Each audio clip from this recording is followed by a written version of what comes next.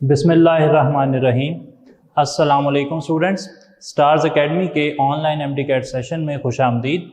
जैसा कि आप जानते हैं कि हमने C7 इलेक्ट्रोकेमिस्ट्री शुरू किया था और उसके पहले 2 हिस्सों में हमने major portion of the chapter complete कर लिया है।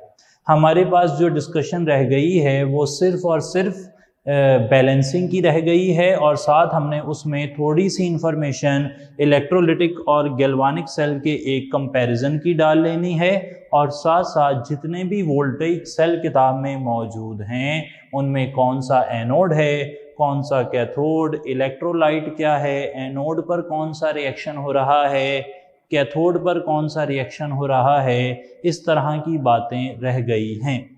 हम ये भी देखेंगे कि कौन से वोल्टेइक सेल प्राइमरी सेल हैं, कौन से वोल्टेइक सेल सेकेंडरी सेल हैं, यानी कि किन को रिचार्ज किया जा सकता है, किन को रिचार्ज नहीं किया जा सकता।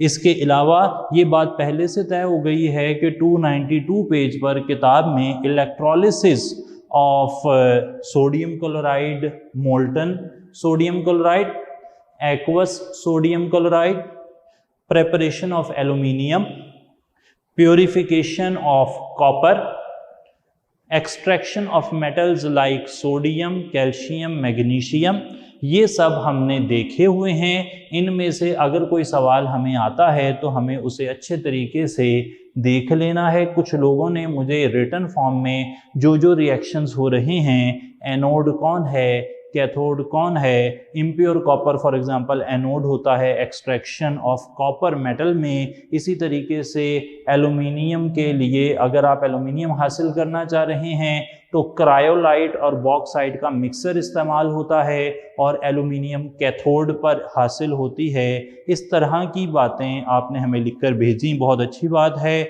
और भी अगर कोई चीज़ रह गई है तो कोशिश करें कि आप उसे एक बारी गो थ्रू कर लें। इलेक्ट्रोकेमिकल सीरीज़ में भी मैंने बता दिया था कि आपको ये याद रखना पड़ेगा कि इलेक्ट्रोकेमिकल सीरीज़ में जो एलिमेंट ऊपर है, जो मेटल ऊपर है, वो नीचे वाली मेटल को डिस्प्लेस कर देती है उसके सॉल्यूशन में से, लेकिन नीचे वाली मेटल ऊपर वाली मेटल के सॉल्यूशन में अगर डाली जाए, फॉर एग्जांपल कॉपर को जिंक सल्फेट के सॉल्यूशन में डाल दिया जाए तो अब कोई रिएक्शन नहीं होगा। सही जी, क्यों नहीं होगा? जारी बात है कि नीचे वाला एलिमेंट जो है वो ऑक्सीडाइज नहीं होना चाहता, उसका रिडक्शन पोटेंशियल ज़्यादा है, तो वो चाहता है कि रिड्यूस ही रहे।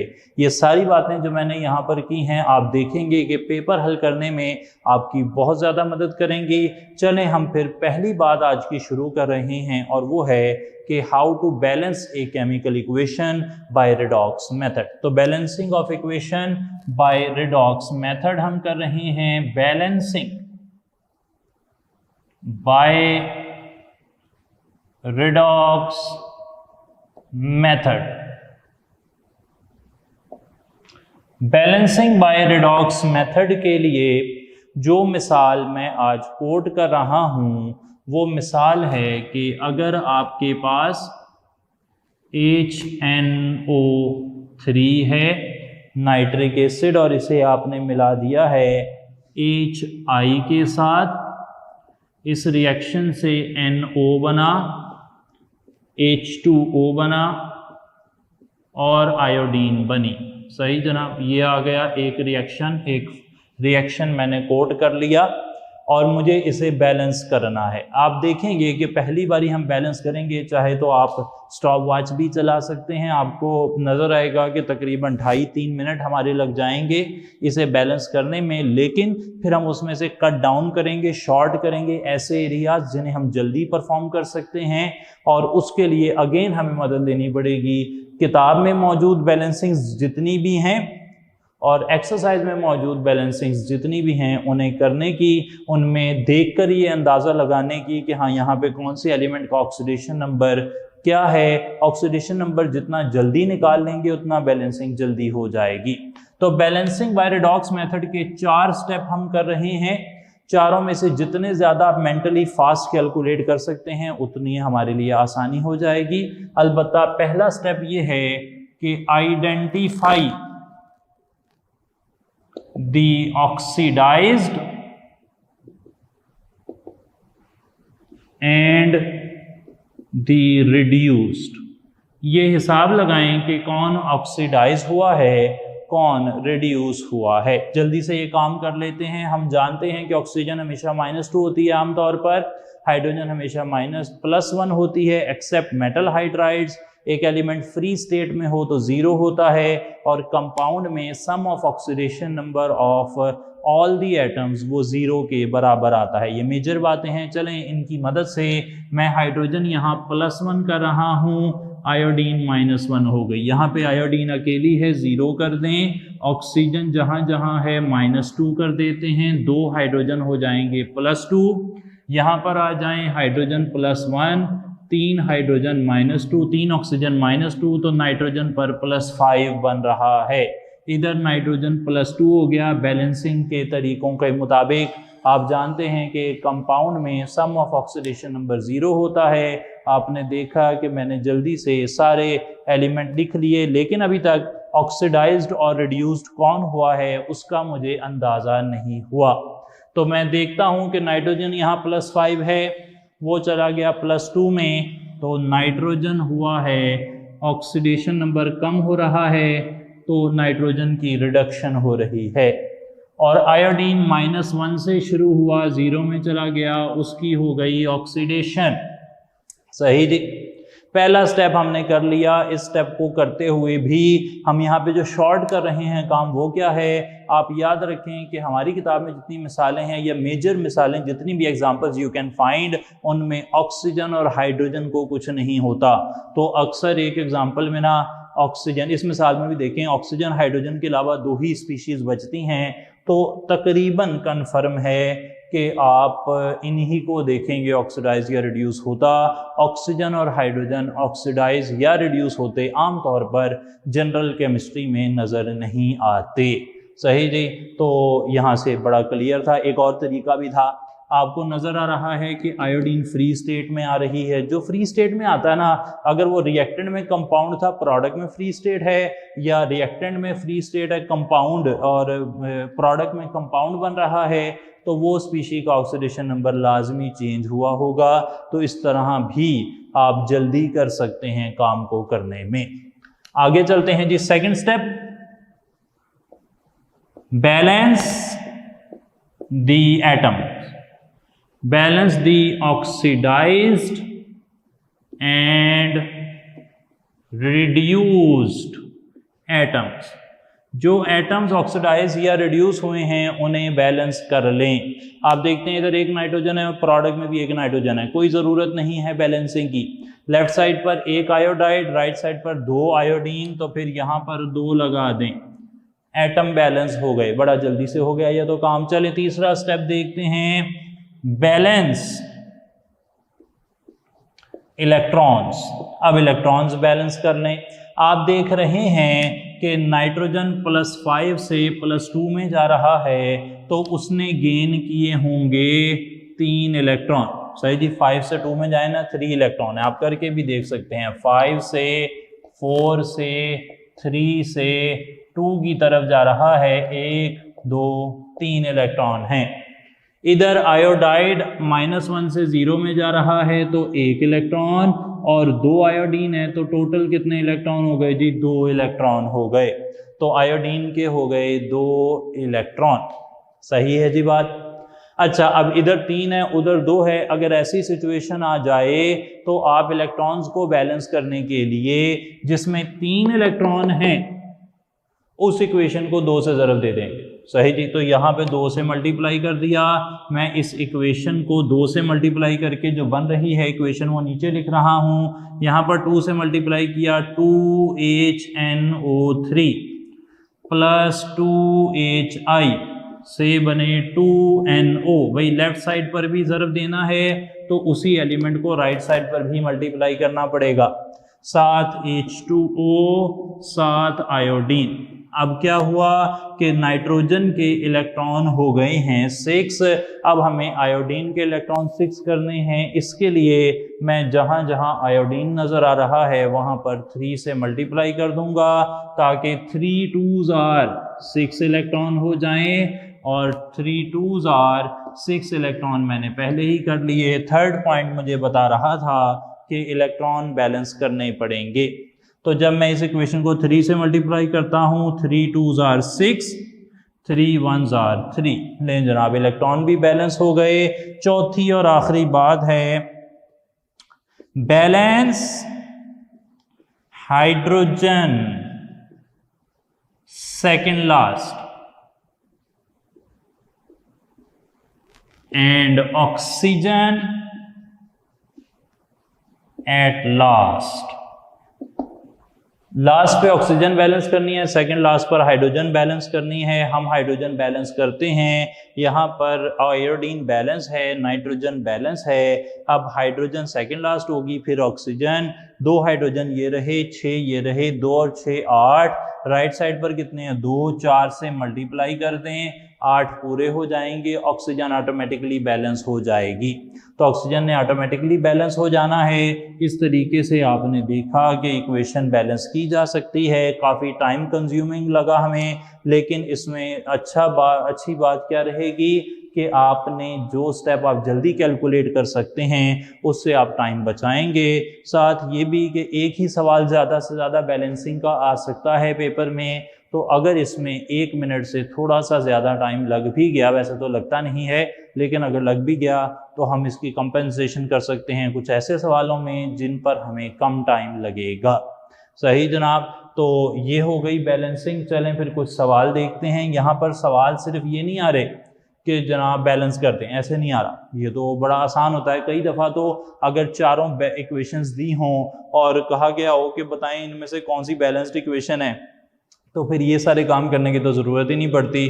आप सिंपल देख के ही बता सकते हैं कि कौन सी इक्वेशन बैलेंस है, वो तो देखते ही पता लग जाता है। लेकिन यहाँ से जो सवाल मुश्किल आ रहे हैं वो कौन से? वो कहता है कि इस रिएक्शन के अंदर टोटल इलेक्ट्रॉन गेन कितने हुए, टोटल इलेक्ट्रॉन लॉस कितने हुए, एलिमेंट का ऑक्सीडेशन नंबर कितना चेंज हुआ है। इस तरह के सवाल ज़्यादा प्रॉब्लमेटिक हो सकते हैं। इसके लिए अब हम कर रहे हैं जी कुछ एक्सरसाइज। मैं यहाँ कुछ सवाल लिख रहा हूँ और उन्हें हल करेंगे तो मामला इंशाल्लाह क्लियर होगा। जनाब आगे की तरफ चलते हुए पहला सवाल हमारे पास ये है कि एल्यूमिनियम HCl से मिलकर AlCl3 और हाइड्रोजन बना रहा है। आपने बताना है कि in a balanced equation electrons gained by hydrogen will be. जैसा कि मैंने कहा था कि बैलेंसिंग ऑफ इक्वेशन हमेशा आना ये कोई इतनी बड़ी बात नहीं होती। ज़्यादा मुश्किल बात ये होती है कि कोई एक पर्टिकुलर एटम या इलेक्ट्रॉन या ऑक्सीडेशन स्टेट चेंज हमें पूछा जाता है। तो यहाँ पर हमें पूछ रहा है कि अगर इक्वेशन बैलेंस होती तो फिर हाइड्रोजन कितने इलेक्ट्रॉन गेन करता। पहला स्टेप हमने क्या बताया था, हमने कहा था फाइनल करें कि कौन ऑक्सीडाइज हुआ है कौन रिड्यूस हुआ है। देख लें जनाब, एल्यूमिनियम अकेला है 0 होगा, हाइड्रोजन अकेला है 0 होगा। हाइड्रोजन हमेशा +1, क्लोरीन यहाँ पर -1 हो गई, क्लोरीन यहाँ पर 3 -1 वाले, एल्यूमिनियम हो गया +3। आप देख सकते हैं एल्यूमिनियम का ऑक्सीडेशन स्टेट बढ़ रहा है, ये ऑक्सीडाइज हुई है, और हाइड्रोजन का ऑक्सीडेशन स्टेट कम हुआ है तो हाइड्रोजन हुआ है रिड्यूस। यहाँ सवाल से भी पता लग रहा है कि हाइड्रोजन ने इलेक्ट्रॉन गेन किए हैं, हाइड्रोजन रिड्यूस हुआ होगा। दूसरा स्टेप मैंने क्या बताया था कि आपने एटम्स बैलेंस करने हैं। यहाँ पे एक एल्यूमिनियम, यहाँ भी एक एल्यूमिनियम, बैलेंस करने की ज़रूरत नहीं है। इधर एक हाइड्रोजन उधर 2 हाइड्रोजन, तो यहाँ पर 2 लगाना पड़ेगा। सही जी, 2 लगाना पड़ गया। आगे चलते हैं, एल्यूमिनियम 0 से +3, 3 इलेक्ट्रॉन, हाइड्रोजन +1 से 0, दूसरा हाइड्रोजन भी +1 से 0, तो यहाँ पे कितने इलेक्ट्रॉन हो गए, 2 इलेक्ट्रॉन हो गए। आपने देखा फिर से 2 और 3 इलेक्ट्रॉन वाला मामला आ गया। अगर 2 और 3 इलेक्ट्रॉन हो, एक रिएक्शन में 2 आ रहे हों और ऑक्सीडेशन में फॉर एग्जांपल 2 आ रहे हों, रिडक्शन में 3 आ रहे हों, तो आप इक्वेशन को मल्टीप्लाई करते हैं। मैं इस इक्वेशन को उधर ले जाकर मल्टीप्लाई कर रहा हूं। पहले यही इक्वेशन लिख देता हूं, एल्यूमिनियम +2 HCl से बन रहे हैं एल्यूमिनियम क्लोराइड 7 हाइड्रोजन। अब एल्यूमिनियम वाली इक्वेशन में 3 इलेक्ट्रॉन थे, इसे मैं 2 से मल्टीप्लाई करूंगा, 6 इलेक्ट्रॉन हो जाएंगे, 2 एल्यूमिनियम क्लोराइड, 2 एल्यूमिनियम क्लोराइड जी। सही जनाब, और HCl वाली इक्वेशन को मुझे 3 से मल्टीप्लाई करना पड़ेगा ताकि 6 इलेक्ट्रॉन आ जाएं, तो 3 2s are 6, और 3 1s आर 3। वैसे ये करने के साथ ही मुझे पता लग गया कि 2 इलेक्ट्रॉन ज़रब 3 जब मैं करूँगा तो 2 इलेक्ट्रॉन ज़रब 3 टोटल बनेंगे 6 इलेक्ट्रॉन। तो फिर हाइड्रोजन ने 6 इलेक्ट्रॉन लिए होंगे, तभी वो रिड्यूस हुआ है। सही जी। तो इस तरीके से आपने ये बैलेंसिंग की मदद से देखा कि कितने इलेक्ट्रॉन हासिल किए हैं हाइड्रोजन ने। क्लियर है जी मामला। देखा आपने कि किस तरीके से काम किया जाता है। अक्सर ये 2 और 3 वाली जो आती है ना, इनमें हमें इलेक्ट्रॉन बैलेंस करने के लिए एक इक्वेशन को 3 से, एक इक्वेशन को 2 से मल्टीप्लाई करना पड़ सकता है। आगे चलते हैं जी। सवाल आ गया MnO2 plus HCl, MnCl2 plus H2O plus Cl2 ऐसे है जी। अब यहाँ पर हमें क्या सवाल पूछा जा रहा है, how many moles of HCl react with 1 mole of MnO2। MnO2 के 1 मोल से HCl के कितने मोल रिएक्ट करते हैं। पहला स्टेप क्या है, identify the oxidized and reduce. Oxygen हमने कहा था -2 होती है, क्लोरीन अकेला है 0 कर दें, oxygen -2, 2 hydrogen +1, chlorine -1, hydrogen +1, 4, 2 oxygen -2 वाले, और मैंगनीज बैलेंस करने के लिए 4 हो गया। Sum of oxidation number of molecule 0 होता है। क्लोरीन 2 -1 वाले और मैंगनीज यहाँ पर +2 हो गया। सही जनाब। आगे चलते हैं। मैंगनीज +4 से +2 की तरफ जा रही है। मैंगनीज +4 से इधर लिख लेते हैं ताकि ज्यादा क्लियर हो जाए। प्लस HCl से बन रहा है MnCl2 plus H2O plus chlorine. आप देखते हैं मैंगनीज +4 से +2 में गया, रिड्यूस हुआ है कितने इलेक्ट्रॉन जी, 2 इलेक्ट्रॉन। Cl -1 से Cl 0 में गया है, ऑक्सीडाइज हुआ है कितने इलेक्ट्रॉन, 1 इलेक्ट्रॉन। सही जी। अब यहां तक तो बात हो गई, पहला स्टेप क्लियर हो गया। आगे चल पड़ते हैं। यहां पर एक और बात, अगला स्टेप है कि एटम को बैलेंस करें। यहाँ एक मैंगनीज, वहाँ एक मैंगनीज बैलेंस है, कोई मसला नहीं। यहाँ पर अगर आप क्लोरीन देखें 1 है, उधर 2 है, यहाँ पे 2 लगा दिया। सही जी। अब यहाँ पर एक अहम इंफॉर्मेशन वो ये है कि इस तरह के रिएक्शन, ये खास टाइप का रिएक्शन है, हर रिएक्शन ऐसा नहीं होता। इस तरह के रिएक्शन जिसमें आपको एक ऐसी स्पीशी, क्लोराइड जैसी स्पीशी मिल रही हो जो ऑक्सीडाइज हो रही है प्रोडक्ट में और ऑक्सीडाइज नहीं भी हो रही। देखें इस क्लोराइड को, देखें इस क्लोराइड का ऑक्सीडेशन नंबर क्या है, -1। यहाँ पर कितना था, -1। तो भाई अब क्लोराइड के 2 रास्ते हो गए। एक क्लोराइड वो जो ऑक्सीडाइज हुए हैं, एक वो क्लोराइड जो ऑक्सीडाइज नहीं हुए। तो जो ऑक्सीडाइज हुए हैं उनको तो हम बैलेंस कर रहे हैं, लेकिन जो ऑक्सीडाइज नहीं हुए क्लोराइड, उनका क्या होगा। अगर ऐसा रिएक्शन हो जिसमें एक ही स्पीशी प्रोडक्ट बनाते हुए ऑक्सीडाइज हो भी रही हो और ना भी हो रही हो, तो आपने उस स्पीशी वाले कंपाउंड को, क्लोराइड कहाँ पर है, HCl में है, तो उसको आपने एक और बारी लिख लेना है। लें जनाब, 2 बारी लिख लेना। क्लियर हो गई जी बात। ये बात जरा समझें दोबारा से। अगर एक ऐसी स्पीशी है जो ऑक्सीडाइज हो भी रही है, ना भी हो रही हो, तो उस स्पीशी को आप 2 बारी लिखेंगे। बाकी अपना सिस्टम पहले ही चलाएं। हमने ऑक्सीडाइज रिड्यूस ढूंढ लिए हैं। ऑक्सीडाइज्ड और रिड्यूस ढूंढने के बाद हमने उनके एटम्स बैलेंस कर लिए हैं, और अगला स्टेप क्या है, इलेक्ट्रॉन बैलेंस करना।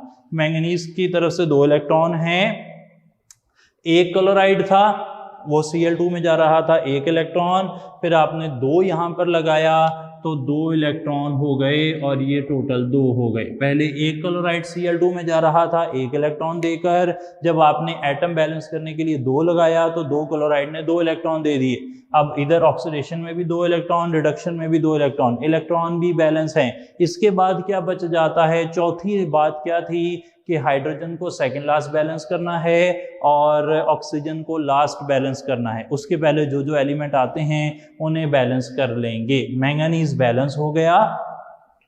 इधर से क्लोरीन देखें जो ऑक्सीडाइज हुई थी वो बैलेंस हो गई। जो दूसरी क्लोरीन है वो बैलेंस नहीं है, जो ऑक्सीडाइज नहीं हुई वो यहाँ पर 2 है, यहाँ पर भी 2 लगाना पड़ेगा ताकि वो भी बैलेंस हो जाए। मैंने बात क्या कही कि हाइड्रोजन सेकंड लास्ट बैलेंस होगा, ऑक्सीजन लास्ट बैलेंस होगी। उसके पहले जिस जिसको बैलेंस करना है कर गुजरें। तो भाई यहाँ पर मैंने इस Cl को भी बैलेंस कर लिया। अब आगे थर्ड लास्ट हो गया। अब सेकंड लास्ट देखें, सेकंड लास्ट मैंने बैलेंस करना है हाइड्रोजन, इधर 2 हाइड्रोजन, इधर 2 हाइड्रोजन, मैंने इधर H2 था मैंने 2 लगा दिया, 4 हाइड्रोजन पूरे हो गए। ऑक्सीजन वैसे ही बैलेंस होगी, उसको बैलेंस आपने नहीं करना। लेकिन यहाँ पर हमारा ये मकसद नहीं था, हमारा मकसद तो सवाल में ये था कि how many moles of HCl react with 1 mole of MnO2। तो MnO2 के कितने मोल हैं जी? 1। कितने HCl से रिएक्ट कर रहे हैं? 2 और 2 4 से रिएक्ट कर रहे हैं। डेल्टा ऑप्शन 4 टिक कर दिया। तो बैलेंसिंग करनी पड़ती है। सवाल कोई और भी आ जाता है लेकिन उसके लिए बैलेंसिंग करनी पड़ती है। एक बारी फिर से, अगर एक ही स्पीशी ऑक्सीडाइज हो भी रही हो ना भी हो रही हो तो स्पीशी को दूसरी बारी लिखेंगे, और हाइड्रोजन सेकंड लास्ट बैलेंस होगी, ऑक्सीजन लास्ट बैलेंस होगा, और उससे पीछे जो है वो बैलेंसिंग होगी, जो भी एलिमेंट बाकी बच गए हैं अभी बैलेंस होने से।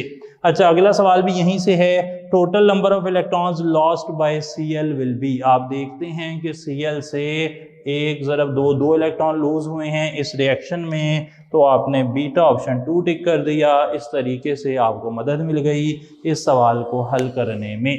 सही है जी बात। तो इस तरीके से आप ये क्वेश्चंस हल कर सकते हैं। प्रैक्टिस के लिए आपने देखनी है एक्सरसाइज, और उसके 10 सवाल हैं, आप उन्हें बैलेंस करें और उनके अंदर ये देखें कि इलेक्ट्रॉन कितने गेन हुए हैं, लूज कितने हुए हैं, वगैरह वगैरह। जाते जाते हम एक एग्जांपल और देखेंगे, थोड़ा सा वक्फा डाल लेते हैं और बीच में हम करते हैं एक कंपैरिजन, और कंपैरिजन है इलेक्ट्रोलिटिक सेल का और गैल्वानिक सेल का। गैल्वानिक को हमने क्या नाम दिया था? Voltaic cell. सही जनाब। इलेक्ट्रोलिटिक सेल में इलेक्ट्रिकल एनर्जी जो है उससे बनती है केमिकल एनर्जी, और गैल्वानिक सेल में केमिकल एनर्जी से बनती है इलेक्ट्रिकल एनर्जी। आगे चलते हैं जी। दूसरी बात, इलेक्ट्रोलिटिक सेल के अंदर एक नॉन स्पॉन्टेनियस रिडॉक्स रिएक्शन होता है, और गैल्वानिक सेल में एक रिडॉक्स रिएक्शन होता है जो कि स्पॉन्टेनियस है, एक खुद ब खुद होने वाला स्पॉन्टेनियस रिडॉक्स रिएक्शन यहाँ पर होगा। तो स्पॉन्टेनियस रिडॉक्स रिएक्शन होना है गैल्वानिक सेल में, जबकि इलेक्ट्रोलिटिक सेल में नॉन स्पॉन्टेनियस, खुद नहीं होगा वो रिएक्शन, बिजली देंगे तो होगा, नॉन स्पॉन्टेनियस रिडॉक्स रिएक्शन होना है। इलेक्ट्रोलिटिक सेल के अंदर एनोड जो होता है उस पर पॉजिटिव चार्ज होता है, और गैल्वानिक सेल में एनोड पर नेगेटिव चार्ज होता है। अगर कैथोड की बात की जाए तो इलेक्ट्रोलिटिक सेल में कैथोड नेगेटिव होता है, और गैल्वानिक सेल में कैथोड पर पॉजिटिव चार्ज होता है। ये याद रहे कि एनोड पर हमेशा ऑक्सीडेशन ही होती है, कैथोड पर हमेशा रिडक्शन ही होती है। इस बात से फर्क नहीं पड़ता कि आप इलेक्ट्रोलिटिक सेल देख रहे हैं या गैल्वानिक सेल देख रहे हैं, एनोड पर हमेशा ऑक्सीडेशन होगी, कैथोड पर हमेशा रिडक्शन ही होगी।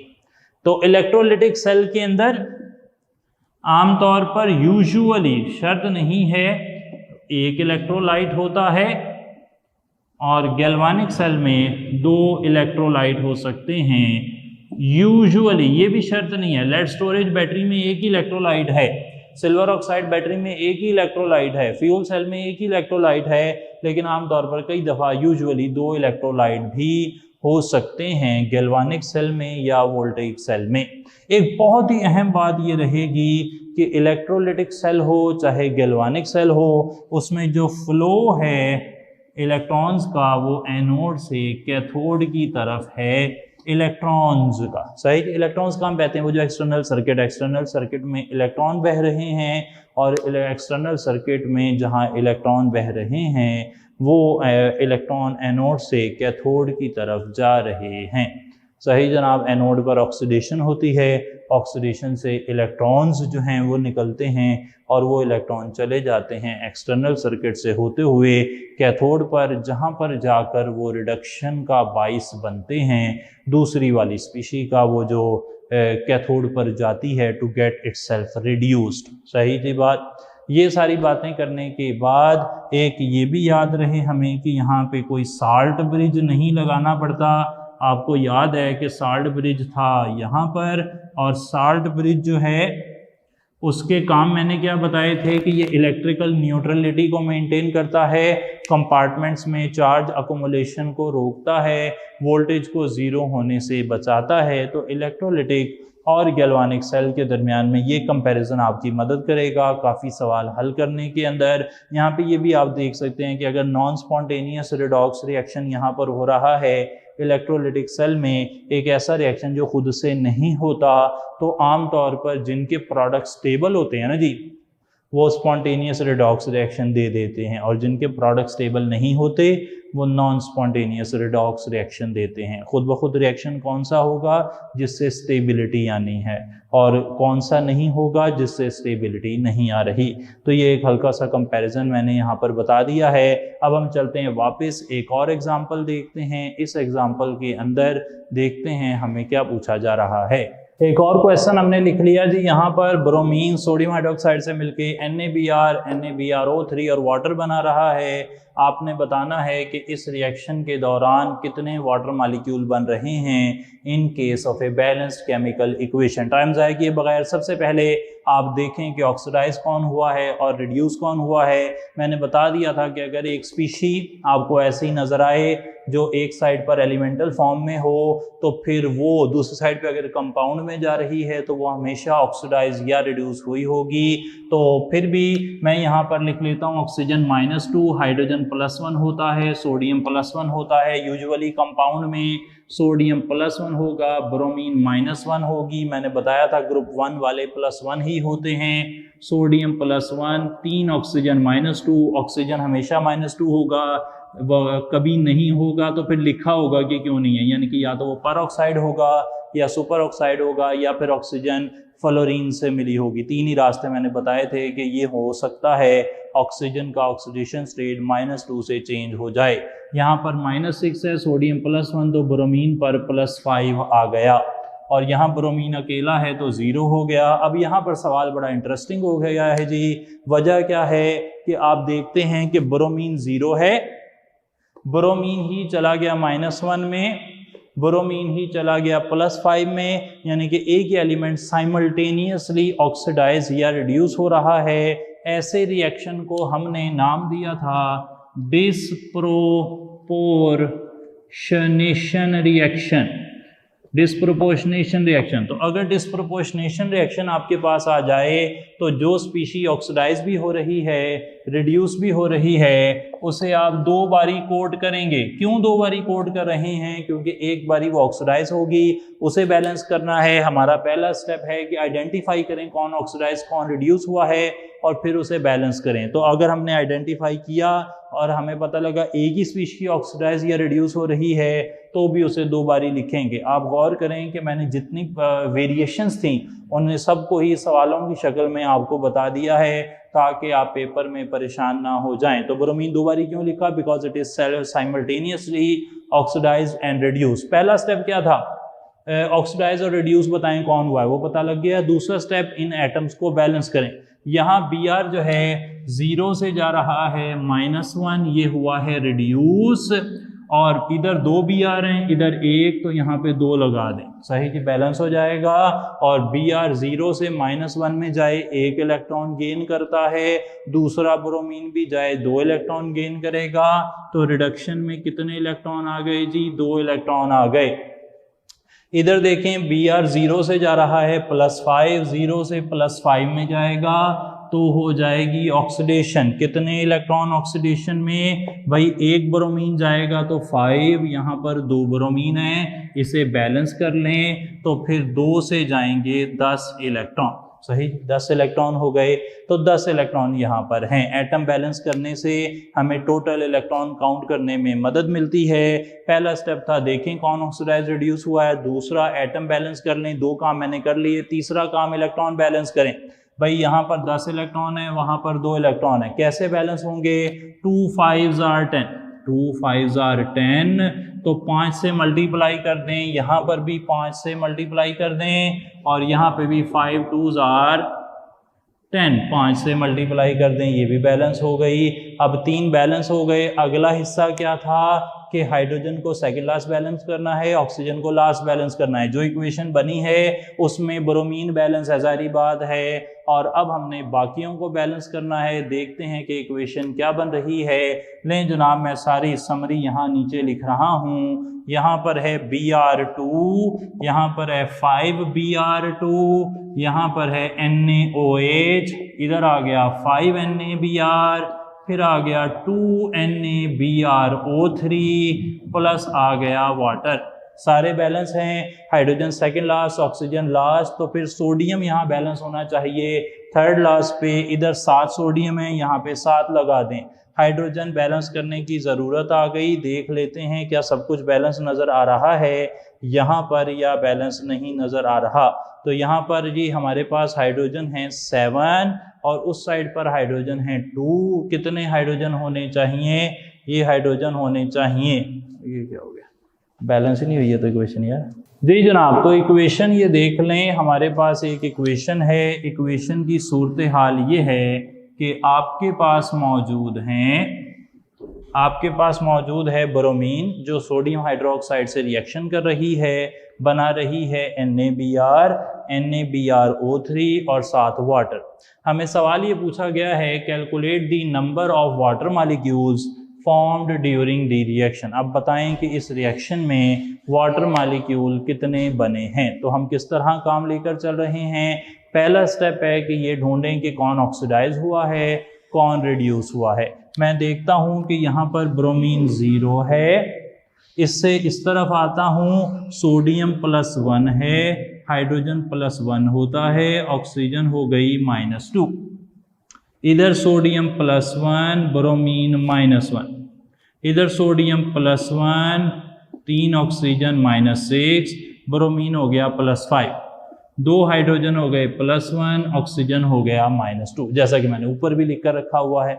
अब इस इक्वेशन से हमें पता क्या लगा कि भाई सोडियम +1 चेंज नहीं हो रहा, ऑक्सीजन -2 चेंज नहीं हो रहा, हाइड्रोजन +1 चेंज नहीं हो रहा। तो चेंज कौन हो रहा है? ब्रोमीन 0 से जा रहा है -1 में और ब्रोमीन ही जा रहा है +5 में, यानी कि ब्रोमीन ही रिड्यूस हो रहा है और ब्रोमीन ही ऑक्सीडाइज हो रहा है।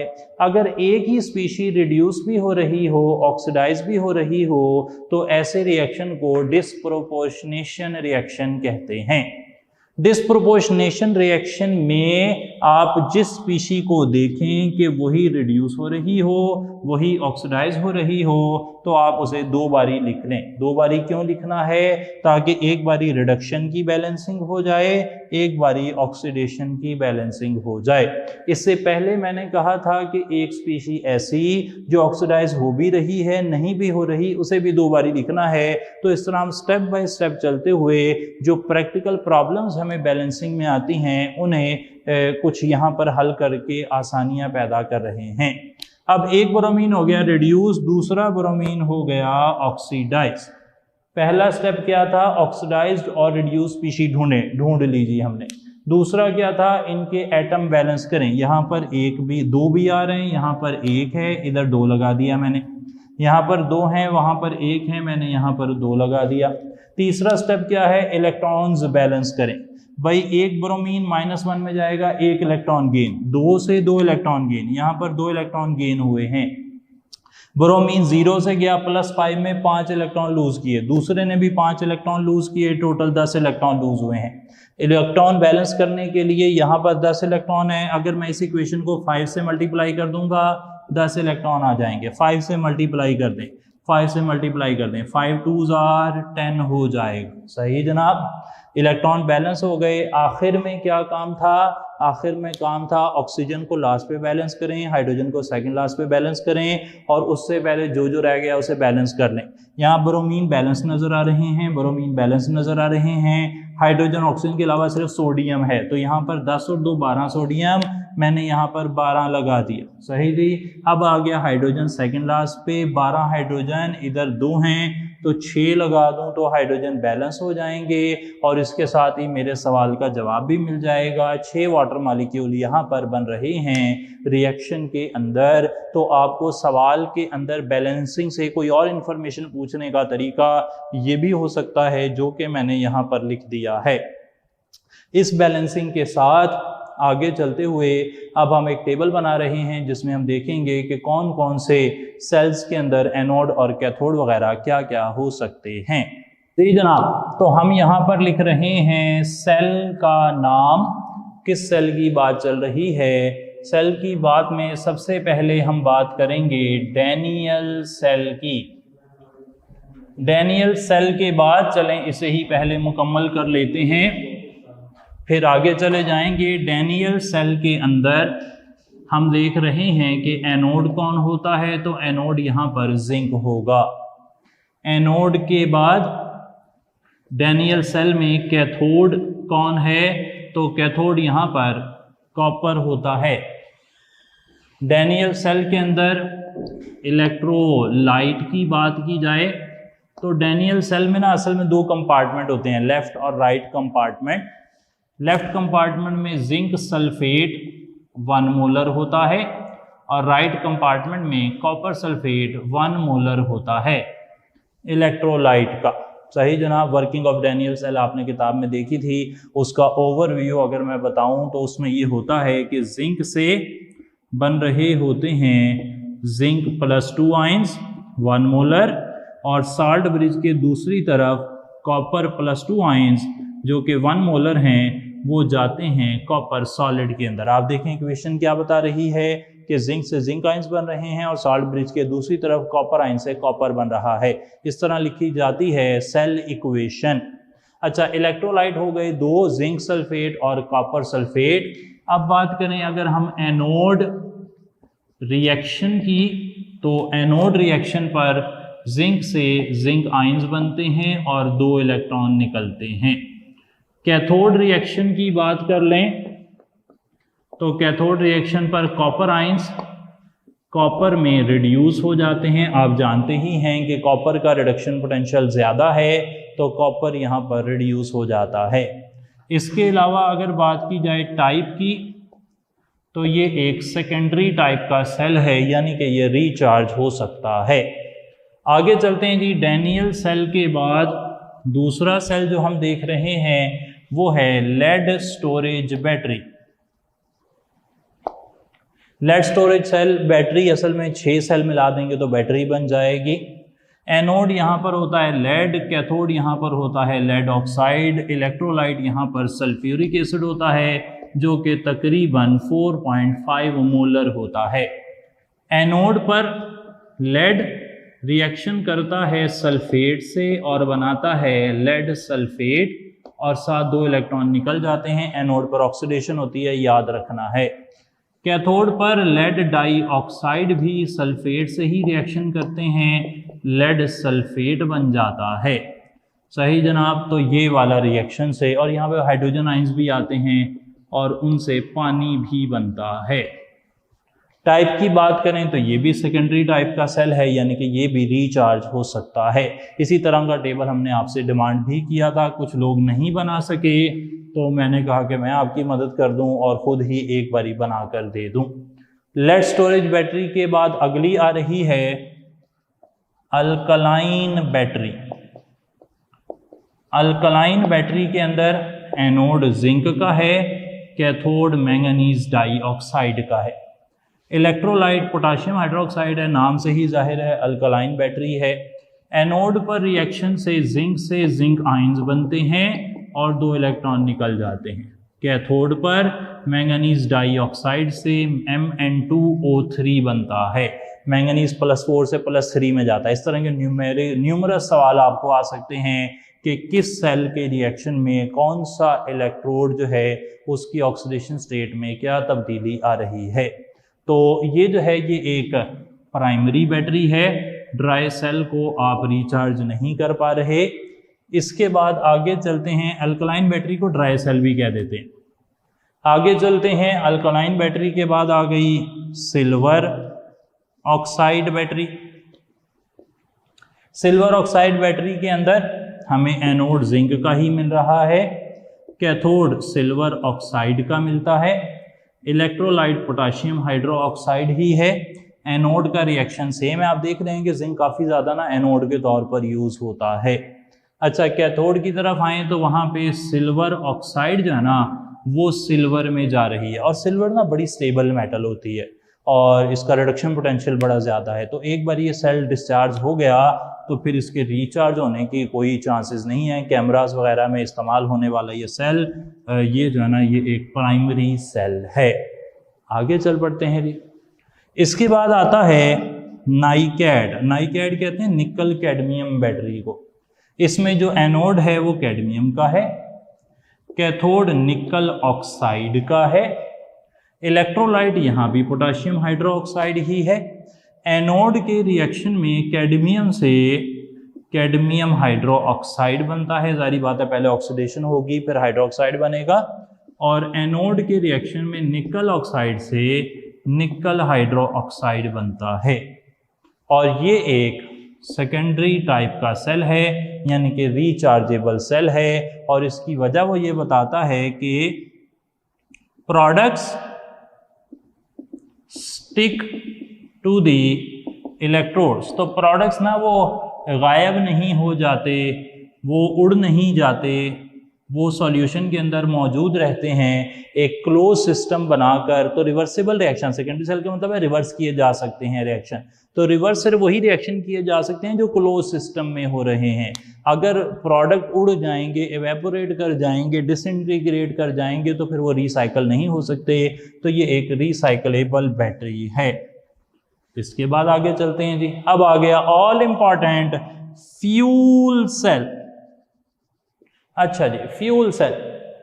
फ्यूल सेल के अंदर एनोड वाला जो हिस्सा है उसे मैं थोड़ा सा बड़ा करना चाह रहा हूँ। एनोड हो सकता है हाइड्रोजन। आप जानते हैं, ये तो आपने सीख लिया है कि जो एनोड होता है ना जी, फ्यूल सेल की अरेंजमेंट के अंदर इस तरीके से अरेंजमेंट है। एक तरफ एक इलेक्ट्रोड है प्लाटिनम का इनर्ट इलेक्ट्रोड, दूसरी तरफ एक और इलेक्ट्रोड है प्लाटिनम का इनर्ट इलेक्ट्रोड। एक पर हम हाइड्रोजन सप्लाई करते हैं, एक पर हम ऑक्सीजन सप्लाई करते हैं, बीच में पोटाशियम हाइड्रोक्साइड होता है और साथ यहाँ पे करंट का सारा सिस्टम चल रहा होता है। अब यहाँ पर हाइड्रोजन जो है वो एनोड पर जा रही है इनर्ट इलेक्ट्रोड पर, और इस पर ऑक्सीडेशन हो रही होगी। ऑक्सीजन जा रही है इनर्ट प्लाटिनम इलेक्ट्रोड पर और इस पर रिडक्शन हो रही होगी। इसलिए इसी मुनासबत से हम कहते हैं कि ये एनोड है और ये कैथोड है। याद रहे कि जो एनोड है ना, इसे यहाँ पे फ्यूल भी कहेंगे। ये फ्यूल है हमारा, हाइड्रोजन हो जाए, अमोनिया हो जाए, हाइड्राजीन हो जाए या फिर मीथेन हो जाए, ये सब क्या है मेरे, मैं लिख देता हूँ, ये सब जनाब मेरे फ्यूल हैं। सही, फ्यूल ये जलने वाले हैं, इन्हें आग लग जाती है, ये रिएक्ट करते हैं और इस रिएक्शन से एनर्जी बनती है। कितनी परसेंट एनर्जी है? आमतौर पर 75% जो एनर्जी है, बॉन्ड एनर्जी, वो चली जाती है इलेक्ट्रिकल एनर्जी में। 75% कन्वर्जन है इस सेल की। यहाँ पर अगर कैथोड की बात करें तो वहाँ पर ऑक्सीजन जो है वो रिडक्शन का काम कर रही है। इलेक्ट्रोलाइट यहाँ पर पोटाशियम हाइड्रो ऑक्साइड ही है। एनोड रिएक्शन में हर एक के लिए लिखता जाता हूँ। एनोड रिएक्शन पर हाइड्रोजन वो बना सकती है वाटर, सही जनाब। इसी तरीके से अमोनिया मिल सकती है और बना सकती है नाइट्रोजन और वाटर। और हाइड्राजीन से भी बनेगी नाइट्रोजन और वाटर। और मीथेन से बनेगी कार्बन डाइऑक्साइड और वाटर। सही जनाब। हर एक में एनोड पर ऑक्सीडेशन होनी है और हर एक पर ये रिएक्शन जो है ये हाइड्रो ऑक्साइड की मौजूदगी में होगा। कैथोड की बात करें तो कैथोड पर ऑक्सीजन वाटर के साथ और इलेक्ट्रॉन के साथ मिलकर बनाएगी दो वाटर, 4 इलेक्ट्रॉन के साथ मिलकर 4 हाइड्रो ऑक्साइड बनाएगी। सही जनाब। तो ये जो ये इलेक्ट्रॉन है ये कहाँ से आ रहे हैं? ये इनकी ऑक्सीडेशन से आ रहे हैं, हाइड्रोजन की ऑक्सीडेशन से, अमोनिया की, हाइड्राजीन की, मीथेन की ऑक्सीडेशन से। टाइप की बात करें तो ये भी सेकेंडरी टाइप का सेल है, जब तक इसमें फ्यूल आप डालते रहेंगे तब तक ये सेल चलता रहेगा, अगर फ्यूल एंड हो जाएगा तो फिर सेल नहीं चलेगा। इसका प्रोडक्ट क्या है, इसकी यूजफुलनेस क्या है, एक मैंने बता दी कि 75% एफिशिएंसी है, दूसरी इसकी इंपॉर्टेंस क्या है, पोर्टेबल वाटर, सही जी, पानी इससे हासिल होता है और इसी वजह से ये क्लीन या एनवायरनमेंट फ्रेंडली सेल है, एनवायरनमेंट फ्रेंडली सेल है, सही जी। तो इस तरीके से आकर ये टेबल जो आपके सामने है आपकी मदद कर सकता है। काफ़ी ज़्यादा रिएक्शन जो आपके ज़िम्मे थे वो मैंने यहाँ पर लिख दिए हैं। फिर भी 292 पेज पर इलेक्ट्रोकेमिकल इलेक्ट्रोलिसिस के अंदर जो बातें लिखी हुई हैं उनको ध्यान में रखें, आप भूल ना जाएं। इसके लिए मैं फिर से बता दूं कि जो हाइड्रो ऑक्साइड है, इलेक्ट्रोकेमिकल सीरीज़ में मैंने कहा था कि हाइड्रो ऑक्साइड की डिस्चार्जिंग पावर ज़्यादा है सल्फेट से, नाइट्रेट से, फॉस्फेट से, ऑक्सालेट से वगैरह वगैरह। लेकिन अगर क्लोराइड या ब्रोमाइड आ जाएं सॉल्यूशन में तो फिर इनकी डिस्चार्जिंग पावर ज़्यादा हो जाती है हाइड्रोक्साइड से और बाकी सब की इससे कम रह जाती है। ये इन्फॉर्मेशन भी याद रखें, अहम इन्फॉर्मेशन। आज हमने सारा काम जी जितना ज़्यादा डिस्क्रिप्टिव था कर लिया। अब इंशाल्लाह नेक्स्ट टाइम मुलाकात होगी पेपर की डिस्कशन के साथ। थैंक यू सो मच जी। अस्सलाम वालेकुम।